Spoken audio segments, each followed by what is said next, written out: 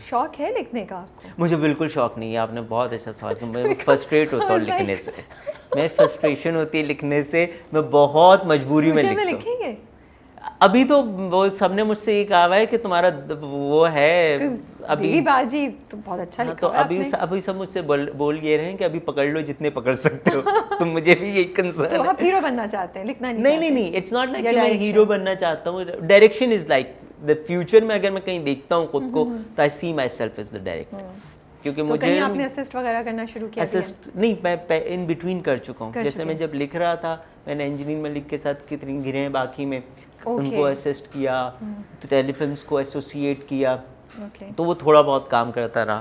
लेकिन लिखने का काम बहुत, असल में जो जिस चीज़ ने मुझे लिखने पे मजबूर किया ना, वो ये था कि बड़ा सुकून का काम था, और इसमें वो फटीक नहीं थी जो प्रोडक्शन में है। भाई मुझे आदत नहीं थी गालियाँ दे के बात करने की। अब हमारे यहाँ प्रोडक्शन में डायरेक्टर जब तक वो 2-3 गालियाँ दे के बात नहीं करता, क्योंकि वो एक अजीब से एनवायरनमेंट होता है, तो मैं घबरा गया था उस जगह से। मैं कहा यार ये तो नहीं है, ये तो मैं नहीं कर सकता। फिर मैंने वो जब मुझे बड़ा इसमें ये है कि अगर कोई आपसे कॉन्ट्रडिक्ट भी करता है तो बड़े तमीज़ के दायरे में करता है वो, कि आपने मासूम होते हैं ना राइटर्स, हम लोग कहते हैं सारे बेचारे राइटर्स ऐसा ही है। तो वो जो कंटेंट मैनेजर्स हैं, हेड ऑफ कंटेंट्स हैं, वो बड़े, अगर उनको गुस्सा भी आया, राइटर्स सारे सुस्तुल वजूद होते हैं, बड़ी रुला के एपिसोड देते हैं, मैंने भी बड़ा रुलाया है। तो लेकिन अगर उनको गुस्सा भी आएगा तो बहुत उससे, इवन इसकी जो कंटेंट थी बेबी बाजी की, आइडिन की सनिया जी, तो I give full credit to her, जितनी परसिस्टेंटली उन्होंने मुझे फॉलो किया है ना, वरना मेरा तो ऐसा डिप्रेशन का ये ड्रामा इतनी इमोशंस थे राबिया इसके अंदर कि मुझे बहुत ज़्यादा डिप्रेशन हुआ था। 3 महीने तक मैंने कुछ नहीं लिखा, 12 एपिसोड नहीं, फिर गायब। जब आप राइटर से बात करते हैं ना कि लिखते हुए हमें डिप्रेशन हुई, तो मुझे थोड़ा सा स्ट्रेंज लगता है कि आप तो लिख रहे हैं, राइट, इट्स नॉट यू, तो डिप्रेशन कैसे होती है? Sorry, may be it's a डम क्वेश्चन, बट मुझे क्यूरियस हूं मैं। इट्स लाइक दैट, जब आप लिख रहे हैं तो आप वो कैरेक्टर हैं, ओके, ठीक है। जब आप उस कैरेक्टर को वाकई फील करें ना, जेन्युइनली, आपको डिप्रेशन हुआ, क्योंकि उस कैरेक्टर का डिप्रेशन आप में भी आएगा। तो फिर आप कैसे लिखते हैं? मतलब एक वक्त में आप 4 कैरेक्टर्स एक साथ लिख रहे होते हैं, बारी बारी लिखते हैं, फिर उससे how does it work? Because उसमें तो आपके कितने कैरेक्टर्स थे, यही सबसे ज़्यादा मर्द हजराती 4 आपके मेन, देन फादर भी थे, यू नो, तो how are you managing it? यही सबसे बड़ा चैलेंज था। और सिर्फ ये वाला चैलेंज नहीं था कि कैरेक्टर्स अलग अलग हैं, उनके सबके मूड्स भी अलग अलग हैं। एग्जैक्टली, ठीक है ना। अगर अस्मा और नसीर का मुझे एक सीन लिखना है तो काफ़ी इंटेंस सीन है जिसमें लड़ाई झगड़ा हो रहा है, और उसके फ़ौरन बाद समन और वलीद का सीन आ रहा है, तो अच्छी लवी डवी सा सीन आ रहा है। तो मुझे कई दफ़ा ऐसा होता था कि मैंने अस्मा और नसीर का सीन लिखा है, तो समन और वलीद का सीन लिखने के लिए मैं कोई कॉमेडी मूवी देखता था कि मेरा दिमाग फ्रेश हो, मैं इस सीन से निकल जाऊं, फिर मैं ये सीन लिखूं, तो फिर वो सीन्स इतने, और इसी वजह से इतना टाइम लग गया। इसी वजह से इतना टाइम लग गया। और मुझसे 2-3 लोगों ने ये भी कहा कि ऐसा लगता है ये ड्रामा नहीं, सिर्फ इमोशंस हैं। इसमें बहुत सारे सीन्स हैं जिससे मूवमेंट्स हैं, जिसमें रोना खुद ब खुद आ जाता है, खासतौर पे जो ब्रदरहुड इसमें भाइयों का जो प्यार दिखाया गया है। टाइम वो जब आपस में मिलते भी थे ना, आंसू नहीं, तो एक वार्म फीलिंग आती थी हार्ट में, it was just a very, बहुत अच्छा लगता था स्क्रीन पे देखना। और वही बात है जो आप कहते हैं, आई थिंक वो डीप डाउन हमारे इमोशंस है, हमारे सोसाइटी, हमारे माशरे का हिस्सा है कि साथ रहना, एक दूसरे को यू नो सपोर्ट करना। तो वो जब आप होते हुए देखते हैं अपने सामने, तो वो आपको बड़ा क्लिक करता है। उसका एक चीज़ और मेरे साथ हुई इस ड्रामे को लिखते हुए कि ना, ऐसे में हम सिर्फ 2 ही बहन भाई हैं। मेरी बहन थी तो वो उनके पेपर्स वगैरह बन गए थे, वो रुखसत होकर अमेरिका चली गई, तो मुझे बड़ा हुआ कि घर खाली हो गया। मैं इमोशनली बड़ा ब्रेक डाउन था वो मेरे लिए। फिर सोशली मेरे कुछ दोस्त वगैरह थे बहुत पुराने, उनसे कुछ कॉन्फ्लिक्ट्स वगैरह हो गए ना, तो बहुत दोस्तियाँ हमारी एकदम से वो हुई, तो सोशली मेरा ब्रेक डाउन। फाइनेंशियली तो चल ही रहा था, राइटर्स का चलता है सारी चीज़ें। और फिर उन्हीं दिनों में गवर्नमेंट चेंज हो गई, तो वो मैं बड़ा फॉलोअर था जो पिछली गवर्नमेंट थी। तो आप पे तो बहुत जगहों से अटैक हुआ एक साथ। एग्जैक्टली, मतलब जिस दिन खान साहब हटे हैं एज ए प्राइम मिनिस्टर, मैं पूरी रात रोता रहा हूँ ऑनेस्टली।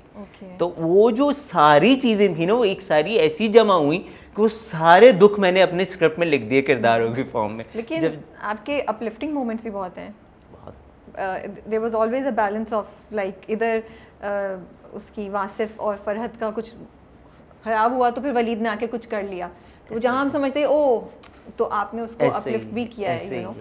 अस्मा का भी कहीं हो रहा है तो सास ने आके कुछ किया, कुछ ना कुछ, तो यू वर, डिस्पाइट के आप कहने के बहुत मुश्किल था, मुझे लगा आपने बैलेंस बहुत अच्छा किया हुआ था उसको somehow। अच्छा ये बताएं कि राइटिंग, जैसे आपने खुद बताया कि बहुत कोई high class hi fi paying job तो होती नहीं है, ग्लैमरस भी नहीं होती, काफ़ी स्ट्रगल का टाइम होता है, तो क्या मोटिवेशन है इसमें रहने की, इसे करने की और कंटिन्यू करने की? अच्छा नहीं, बहुत सारे राइटर्स हाई फाई लेते हैं, उसके लिए बहुत सारे लिमिटेड हैं, लेकिन वो आपकी एक वक्त आता है उसके लिए। ये सवाल मुझसे भी एक और इंटरव्यू के अंदर उन्होंने पूछा था कि किस तरह होता है, तो मैं कहता हूँ हाँ, शुरू में आपको चने खजूर और उस गुजारा करना पड़ता है, पानी पे गुजारा करना पड़ता है, ऐसा होता है। लेकिन अगर जेन्युइनली आप राइटर हैं तो आपके अच्छे दिन ज़रूर आते हैं।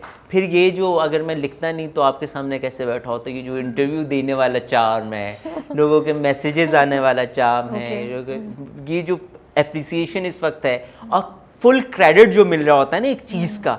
जैसे मैंने एक्टिंग की है, ऐसा नहीं है कि मैं लगाता, मैं तो 2-3 छोटे, एक मैं आपको बड़ा मज़ेदार किस्सा सुनाता हूँ। जब मैं पास आउट हुआ तो मैं इसी तरह प्रोडक्शन हाउसेस में काम मांगने के लिए जाता था, तो एक वो एसोसिएट डायरेक्टर था, उसने कहा हाँ कल ना हमारी एक शूट है, आप वहाँ आ जाइएगा 2 बजे। संडे का कोई दिन था, उन्होंने उस दिन शूट रख लिया। मैं कहा जी मैं आ जाऊँगा।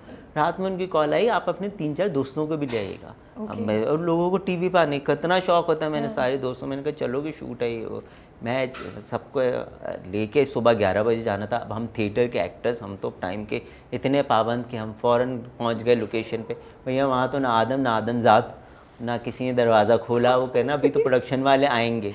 अब मैंने उसको फ़ोन किया, भाई मैं तो आ गया हूँ यहाँ पे। उन्होंने कहा हाँ करीब में चाय का होटल है, वहाँ वेट करो, हम लोग आ रहे हैं। वो 11 से कोई 2 बज गए और मैं चाय के होटल पे वेट कर रहा हूँ दोस्तों के साथ। अब टीवी पे आने का इतना शौक है, वहाँ बैठा हुआ वेट कर रहे। फिर जब हम वहाँ गए तो वहाँ पता चला कि हम, वो एक हीरो है, उसकी फैक्ट्री में एहतजाज होगा, तो हम वो एहतजाज करने वाले हैं।